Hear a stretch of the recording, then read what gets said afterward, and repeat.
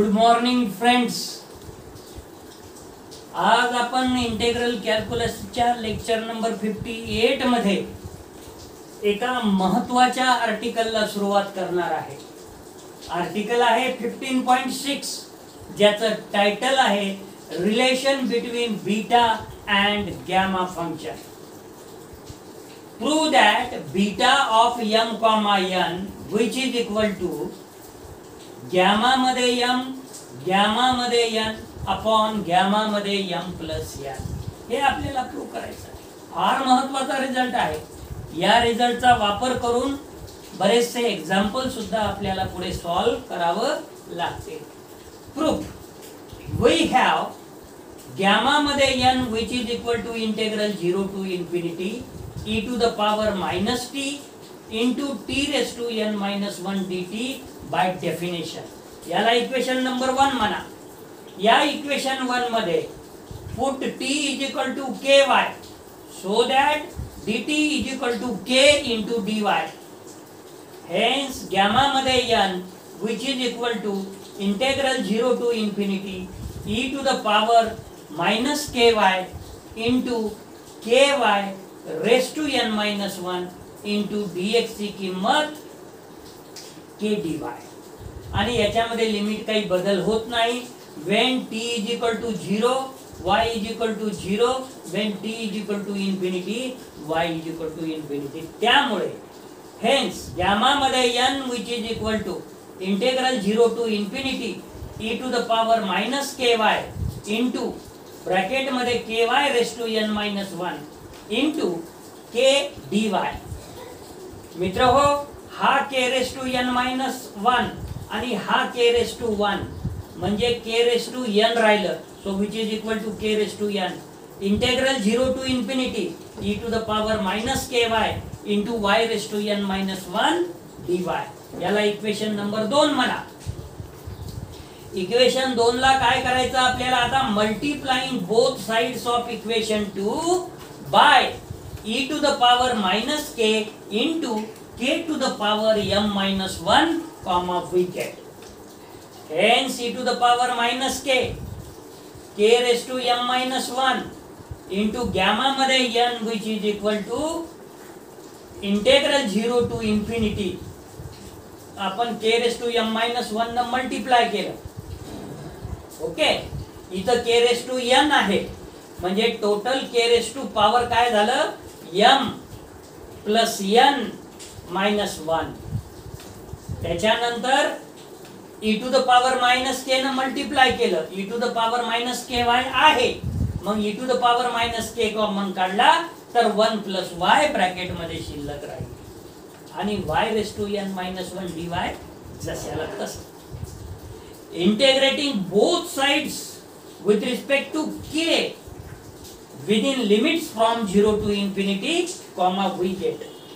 म्हणून गॅमा मध्ये n integral 0 to infinity e to the power minus k into k raised to m minus 1 dk, so which is equal to integral 0 to infinity in bracket integral 0 to infinity e to the power minus in bracket 1 plus y into k raised to m plus n bracket मध्ये minus 1 dk आणि y raised to n minus 1 dy. काय केलं, दोन्ही साइडला integrating केलं with limits from 0 to infinity with respect to k. मग आता हे जे आहे integral 0 to infinity e to the power minus k raised to m minus 1 dk with the help of equation 1 मध्ये n आहे, या इक्वेशन इथे m आहे. त्याच्यानंतर e to the power minus k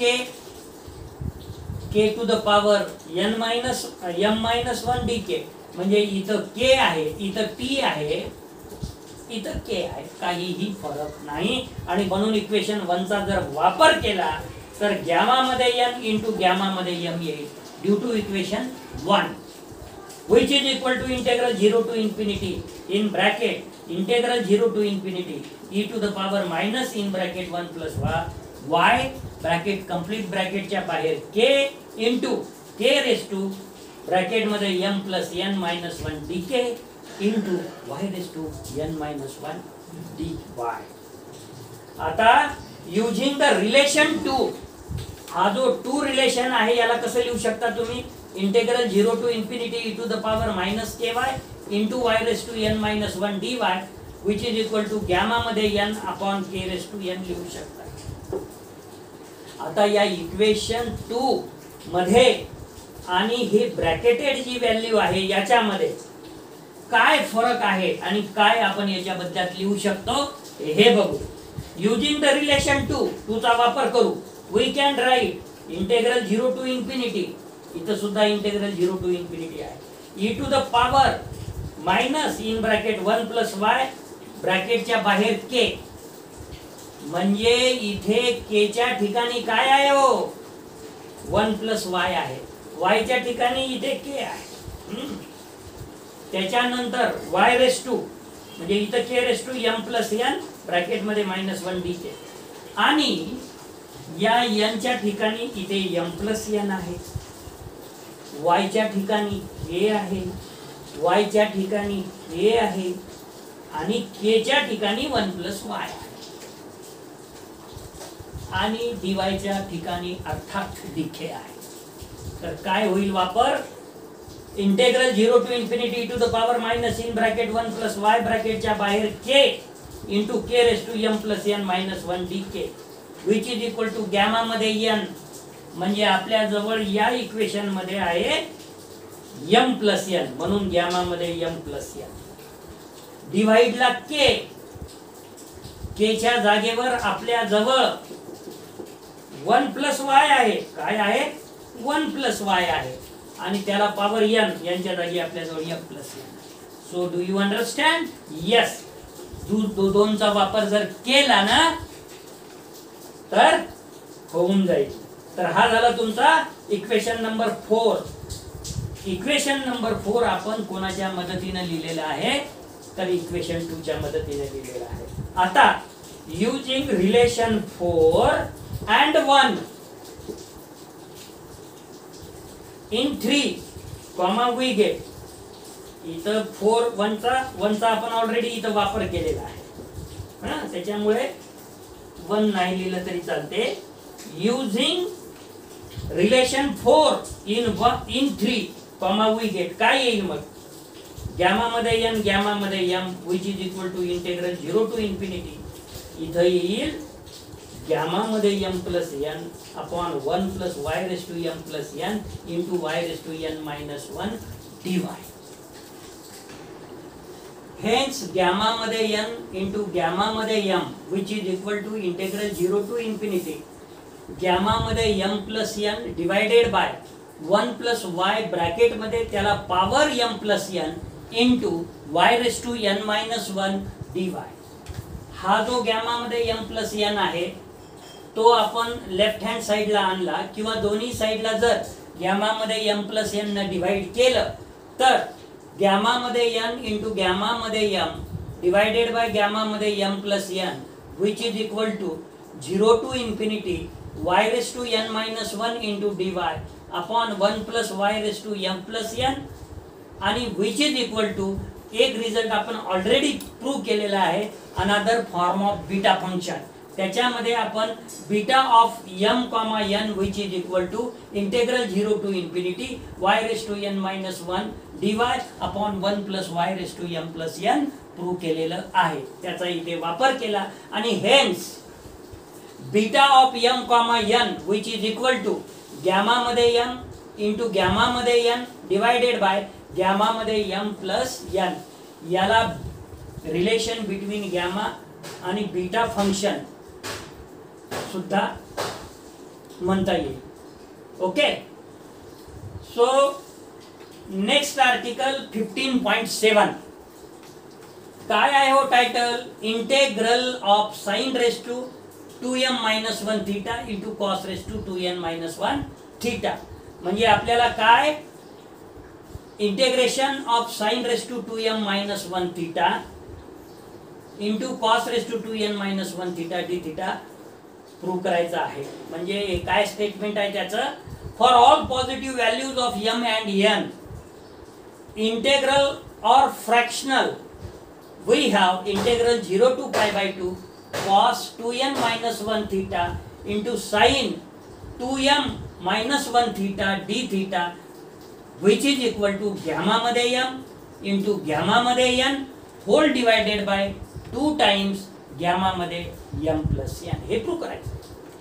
prove we have beta ची definition beta of m comma n which is equal to 0 integral 0 to 1 x to the power m minus 1 into 1 minus x to the power n minus 1 dx. This is the definition of beta function. Okay, याला equation number 1 म्हणा. या equation 1 मध्ये put x is equal to sin square theta so that dx is equal to 2 times sin theta into derivative of sin theta is cos theta and derivative of theta is d theta. आणि 1 minus x ची किंमत काढायची असेल तर 1 minus x which is equal to and 1 minus sine square theta but 1 minus sine square theta is cos square theta. आणि म्हणून आता आपल्याला लिमिट बघू. When x is equal to 0 so then theta is equal to 0 कारण की x is equal to sine square theta आहे. When x is equal to 1 कधी आहे 1 साइन ची व्हॅल्यू पाय बाय 2 च्या वेळेस म्हणजे 90 च्या वेळेस. So comma then theta is equal to pi by 2. आणि म्हणून beta of m comma n which is equal to integral 0 to pi by 2. आता इथे x ची किंमत साइन स्क्वेअर थीटा म्हणजे काय येईल sine raise to 2m minus 2 theta म्हणजे 2 in bracket m minus 1 sine square theta त्याला पॉवर m मायनस 2 म्हणजे 2m minus 2 sine raise to 2m minus 2 theta. तसंच 1 मायनस एक्स ची किंमत कॉस स्क्वेअर थीटा काढलेली आहे. इथं येईल cos raise to 2n minus 2 theta आणि dx ची व्हॅल्यू काढलेली आहे आपण 2 times sine theta cos theta d theta. हा 2 जो आहे which is equal to 2 integral 0 to pi by 2. आता साइन रेस टू इथे 1 आहे आणि इथे 2m मायनस 2 आहे म्हणजे एक जर याच्यामध्ये ऍड केला तर sine raise to 2m minus 1 theta येईल. तसंच इथे cos raise to 2n minus 1 theta होईल d थीटा. मित्र हो, आता आपल्याला काय माहित आहे, आपल्याला हा रिझल्ट माहित आहे beta of m comma n which is equal to gamma n upon gamma m plus n.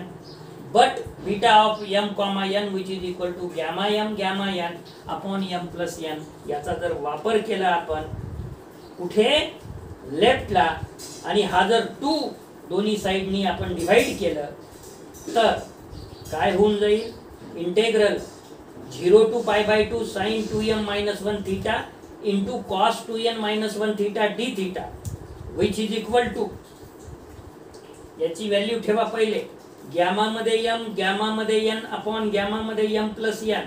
हा 2 तुम्ही लेफ्टला नेऊ शकता नेक्स्ट साइड सॉरी नेक्स्ट साइडला नेऊ शकता. आपल्याला काय प्रूव्ह करायचं होतं मग नेक्स्ट साइडला नेल्यानंतर आला की आपला result integral 0 to pi by 2 sine raise to 2m minus 1 theta into cos raise to 2n minus 1 theta d theta which is equal to gamma मध्ये m अपॉन 2 टाइम्स गॅमा मध्ये m प्लस n. मित्र हो, प्रत्येक chapter मध्ये बरेचसे फॉर्म्युले येतात आणि फॉर्म्युल्याचा महत्व मी वारंवार आपल्याला सांगत असतो. ज्या विद्यार्थ्यांना गणित या विषयामध्ये चांगले गुण हवे आहेत त्यांनी फॉर्म्युले हे अगदी टिप ऑफ द टंग आपल्या माइंड मध्ये असलं पाहिजे.